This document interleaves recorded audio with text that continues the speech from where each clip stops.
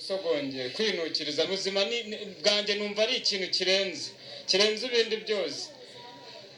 Ni ukuba ndiho mbona n'abantu ngenda no ku isi kuko iraryoshye. Ku bwanjye mbona nta kintu cyatuma niyahura kuko ubuzima burahenze, nta cyatuma njye niyahura.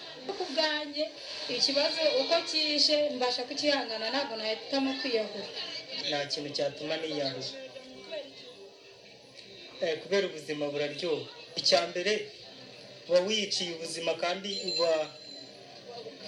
uba igihe cyawe kiba kitari cyakagera, uba ushatse kwihigiye kandi Imana hari igihe yaguhaye. Njye ntabwo mbona ko umuntu yakwiyahura kuko ibibazo ntabwo birangizwa no kwiyahura. Iyo ubona ibibazo byakurenze wegera umuntu ufite ubushobozi kukurusha, noneho akaba yakurangiriza ikibazo. Biratuma adatekereza kwiyahura nuko nzi ko ari icyaha kirekire.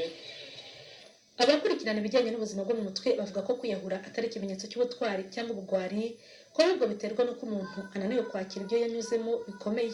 Dr Rutakayire Bizoza ni umuganga mu bitaro bivura indwara zo mu mutwe bya Caraes Ndera. Imbaraga zo kugerageza kwitwara neza muri ibyo bibazo no kubyakira bikamucanga bikamurenga, ziriya mbaraga zigashira, akinjira rero mu gahinda gakabije, aho atangira kubona ko nta cyizere cy'ejo hazaza heza, abantu bose ni babi, ibintu byose by'ubuzima ntacyo bimaze, akumva muri we afite ikintu cyo gutakaza kuryoherwa ibintu by'ubuzima.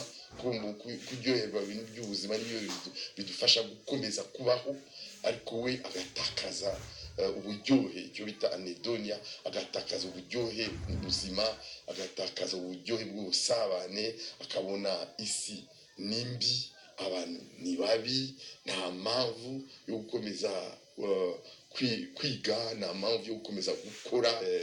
Ugerageza kumwereka ko niba yabuze umukunzi ntabwo ubuzima burangiye, kuko ashobora kuzabona uwundi mukunzi ubutaha, bagakundana bagakomeza ubuzima. Dr Bizoza avuga kandi ko mu barwayi hafi 300 bakirwa ku bitaro bya Caraes Ndera buri munsi, 1/5 cyabo bavuga ko bafite ibibazo bituma bumva bakwiyahura. Agahinda gakunze kuba intandaro yo kwiyahura. Ubushakashatsi bwakozwe na Minisiteri y'Ubuzima mu mwaka ushize 2018 bwerekanye ko 35% by'abantu bafite ikibazo cy'agahinda gakabije ariko ntibajye kwivuza. Mukanzigiye Marigoreti ukora mu bijyanye no kugira inama abubatsi ingo, avuga ko kwimakaza amahoro mu ngo aribyo bituma abantu bongera kwigirira icyizere, bakareka ibitekerezo birimo n'ibyo kwiyahura. Mu rugo dukeneye kumenya kubana neza, umuntu ukamenya ko umuntu wese akeneye amahoro, ukamenya yuko aho kugira ngo mugere kure mwanashaka n'umuntu akabagira inama, mugatobora mukavuga. Abanyarwanda nyirango ntabwo dukunda kuvuga ibintu byacu, ariko reka tubyige kugira ngo tubeho. Dukeneye gushaka ahantu umuntu twizeye mbere y'uko igihe kirenga, tukamubwira ngo ufite iki kibazo. Umuyobozi w'ishami rishinzwe ubuzima bwo mu mutwe mu kigo cy'igihugu cy'ubuzima RBC, Dr Kayiteshonga Yvonne, bavuga ko ubushakashatsi bwakozwe n'iki kigo muri 2018 bwagaragaje ko Abanyarwanda 0.5% bafite imitekerereze n'ibibazo byabaganisha kwiyahura. Asobanura ko gutega amatwi umuntu ari kimwe mu bimufasha kumva yongeye gukunda ubuzima. Ukamwereka ko afite agaciro, ukamutega amatwi, ukamwereka ko afite agaciro, afite umwanya ku mutima wawe kugira ngo abe yakwiyumvamo akubwire. Noneho mu byo muganira ukamwereka ko ubuzima bwe bufite agaciro, bufite meaning, agira sense ku buzima bwe. Ikindi ni uko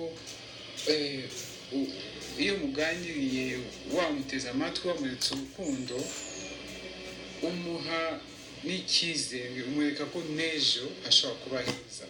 Mu Rwanda serivisi zijyanye no kwita ku bafite ibibazo bijyanye n'ubuzima bwo mu mutwe zashyizwe ku nzego zinyuranye uhereye ku bigo nderabuzima.